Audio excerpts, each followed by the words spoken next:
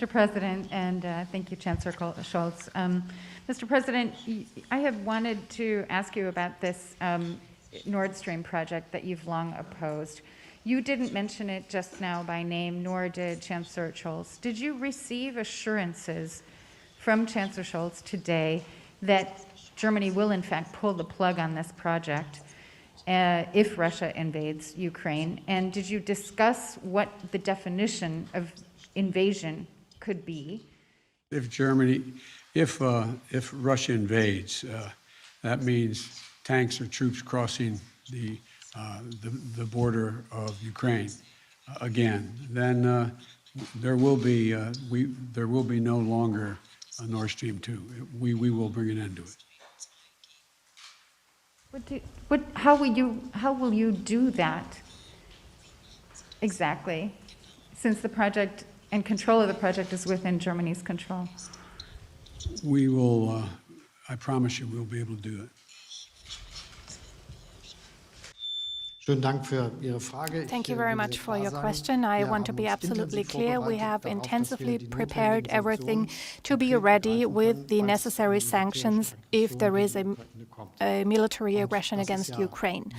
And this is necessary. It is necessary that we do this in advance so that Russia can clearly understand that these are far-reaching, severe measures.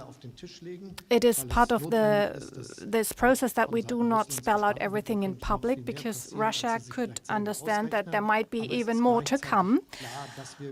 And at the same time, it is very clear we are well prepared with far-reaching measures. We will take these measures together with our allies, with our partners, with the US, and we will take all necessary steps.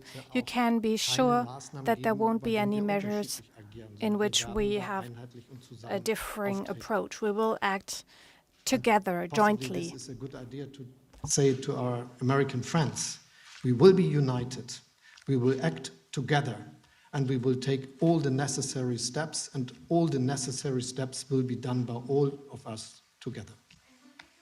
Today to turning off and pulling the plug on Nord Stream 2? You didn't mention it, you haven't mentioned it. As I already said, we are acting together. We are absolutely united, and we will not taking different steps. We will do the same steps, and they will be very, very hard to Russia, and they should understand. You recognize someone now, Chancellor? The person in charge, his name is Joe Biden, said if Russia invades, then there will be no longer a Nord Stream 2. We will bring it to an end. So the only thing we know for a fact is that only one person in the world out of 7.7 billion people only said this. Putin didn't say this. Only one person said it, and it's the leader of the free world, the president of the United States said this, okay? Can we find that and quote? then not just the quote, the video. Yes, I'm saying. You can find a quote, yeah. Okay? And then the reporter says, but how will you do that exactly since the project is in Germany's control? Biden, this is what we know, not what we think. I promise you, we will be able to do that.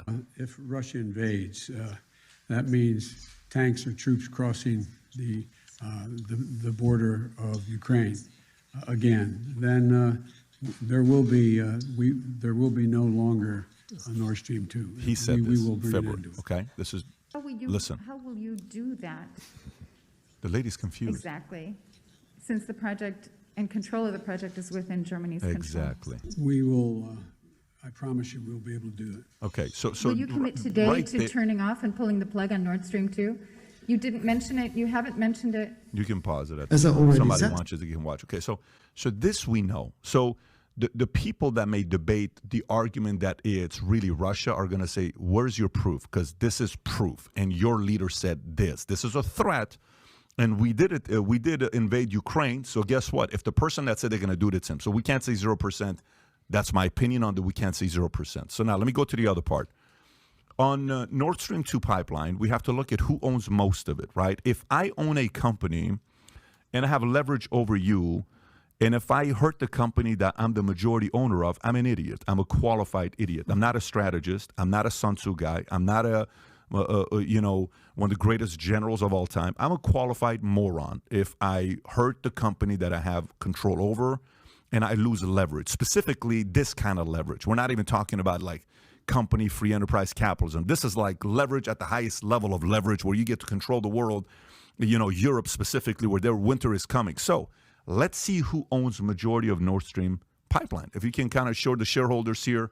So 51% is owned by Gazprom. So let's see who is Gazprom.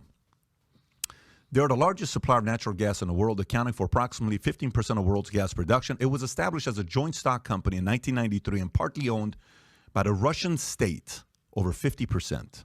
Interesting. Do it. Number 2 is another company called Wintershall D, 15.5%. Now, this company, with the merger of Wintershall Holding AG and DEA Deutsch German Erdol AG, 2 successful companies with a long tradition, have formed Europe's leading independent natural gas and oil company. Okay, cool. Let's look at the next one. The third company is Aeon, PEG Infrastructure AG.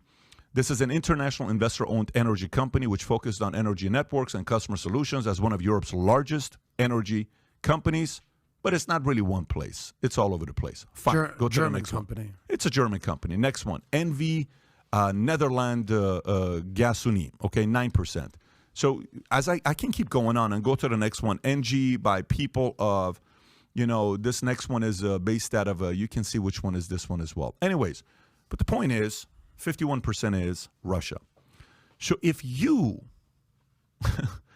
cause this and you're Russia, you will go down in the history books as the biggest idiot of all time for giving up the leverage that you have during a time like this. But the point is, this is pretty creepy for the people that are saying U.S. could have done it, because there is documentation and proof that U.S. could be behind this. I mean, I get it. Politically, you have to give the American people an answer, but analytically, you don't have a fact, so you just jumped from what I think to what I know, and you're going to base policy on that.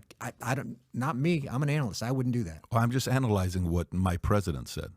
Yeah, He's my president. So going back, I have to follow my president, because my president, publicly with a microphone in front of him, he's the guy that's my president. He's our president, right?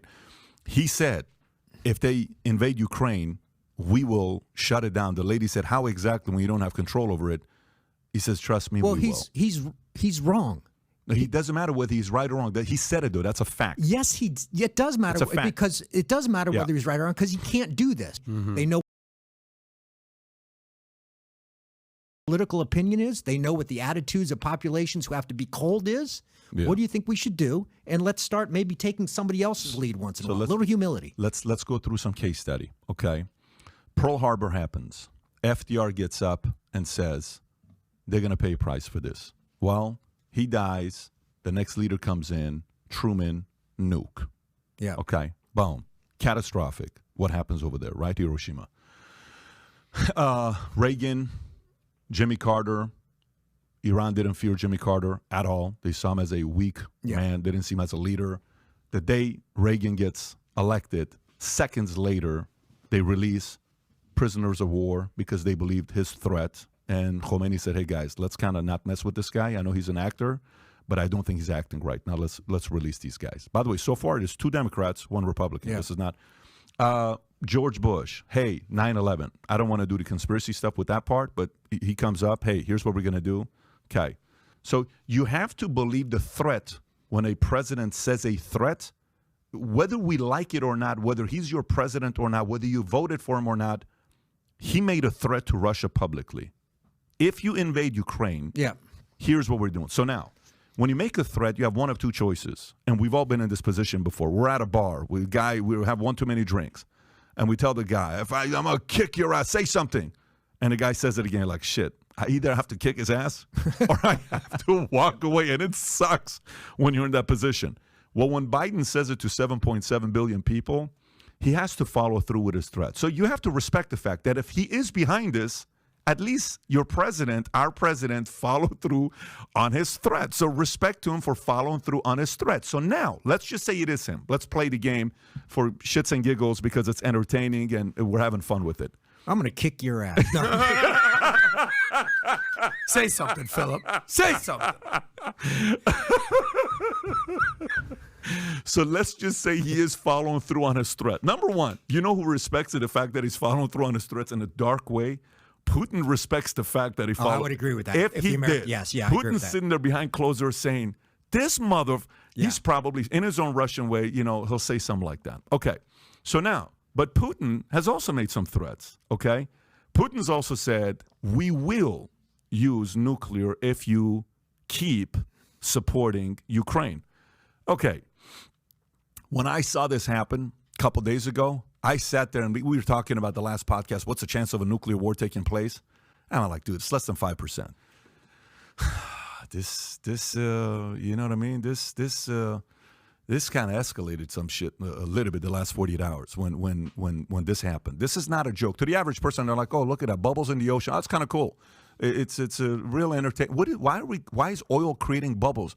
I'd be curious to know if I swim there, would it feel good? The average person who's not following all of this stuff is like, it's just bubbles in the middle of the ocean. No, this is very, very political, very, very strategic, very, very intentional.